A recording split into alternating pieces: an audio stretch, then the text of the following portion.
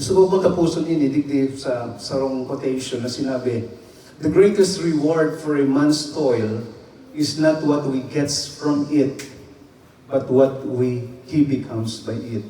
Ang pinaka-the best daw na regalo sa trinabaho hanggang sarong tao, ano po, bakuso na kukuan niya. Kundi ano naging siya.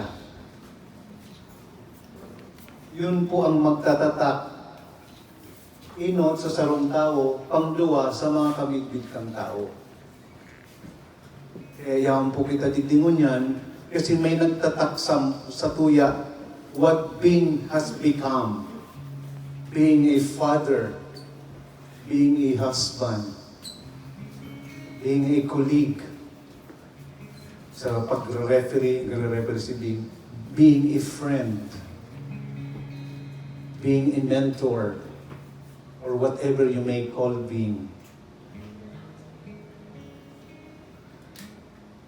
What he has become that brought us all here to celebrate his life.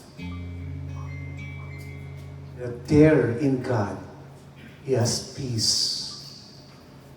And it reminds us that life is short. Time is fast. We should live to the fullest. No more drama. We will not settle for anything less of value.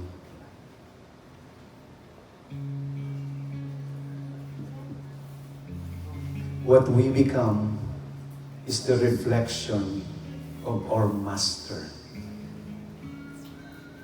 of who our Master is. Sino nga ba yung Master natin? And this reminds us all here, all together, the life that being has lived is a reflection of what he believes, what he grasps, and how he lived his life.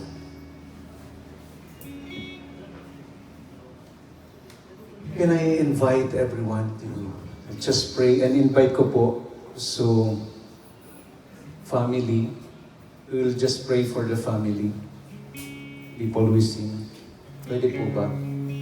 Immediate family. Nakulong po ako nagkahiriling sa Facebook, especially those who really love being na don't worry being, we will take care, we will help this family. Can we all just stand? Let's just pray for this family. That their life will never be the same again because of the parting of being, and so with us.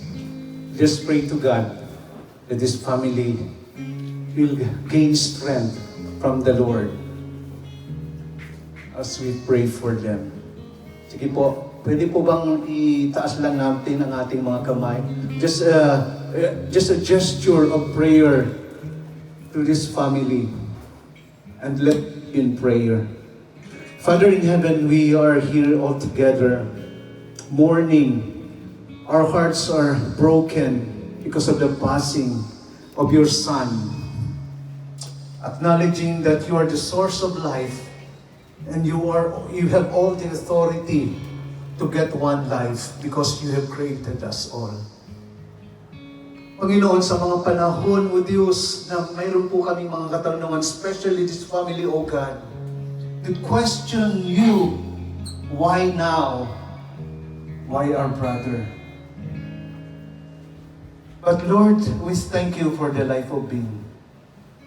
We thank you how he has lived his life to each and every one of us here, that we impacted the time for us, O God. We thank you, Lord, for 51 years na pinahiram niyo po siya sa amin. Of all the fun, joy, and even, Lord, sadness, O God. We thank you, Lord. But once in our life, there's Jose is Steve, Lita, who have been part of our lives, O God. Kaya Panginoon, dalangin namin dito sa mga kabataan, dito sa kay Bingbing and the rest of His children, O God, sa mga panahon ng kalungkutan, Ikaw po, O Diyos, ang yumakap sa kanila. Ikaw po, O Diyos, ang magbigay sa kanila ng kalakasan at kagalakan. That being is in the good place, the best place actually, O God. In times of mourning, in times of sorrow, in times of pain, because their life will never be the same again. We pray, O God, that You will meet them. You will meet their needs. You will comfort them. You will all the more manifest Your goodness, Your faithfulness, Your love, and even Your power, that You are the God, the author of life, the perfecter of our faith. We may set their eyes on You, Jesus, our Savior, our God.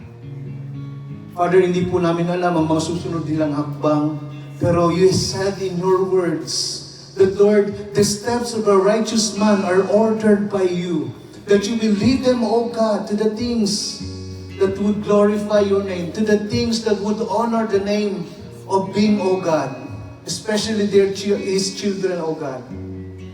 Dalangin po namin, O Diyos, ang Iyong pagsama, na kami po'y maging kabahagi, that the word will be spoken here during this time of mourning, ang siyang maging kalakasan nitong pamilyang ito, Panginoon. Salamat, O Diyos. Salamat. And we'll bring You all the glory and honor. In the mighty name of Jesus we pray.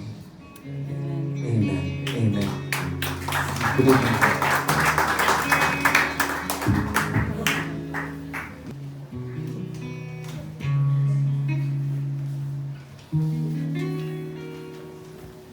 So sing this song po. Pagmuni-munihin po natin yung lyrics nito. Once again po, nakikiramay po kami sa Panginoon.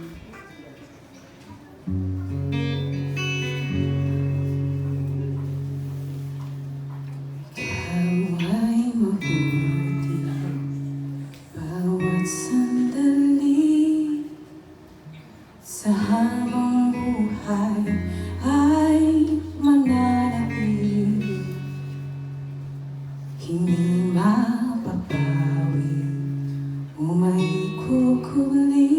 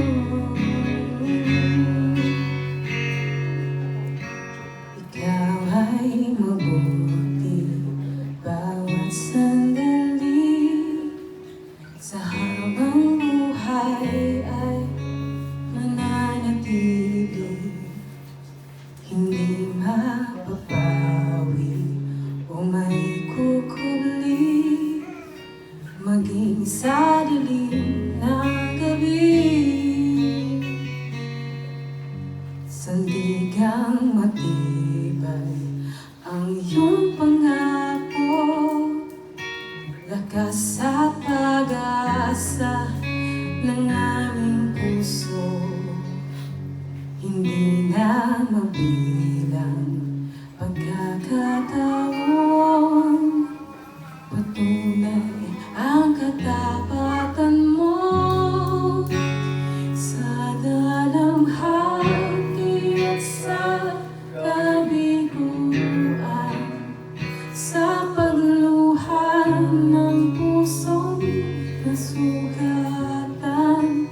sa pagsubok na iyong pinahihintulutan. Salamat, O Panginoon, sa katugunan ng aming dalangin, sa kalakasang sa'yo nanggagaling, sa pagtuturo at pagtutuwid mo sa amin. Salamat, O Panginoon, Ikaw ay mabuti,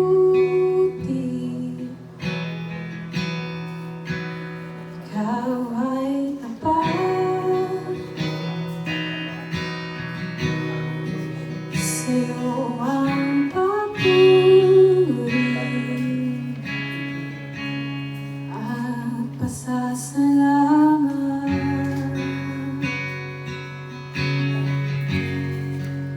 Ikaw ay mabuti,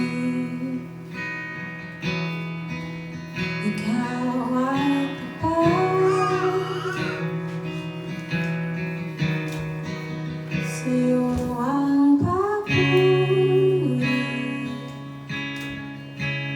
at pasasalamat.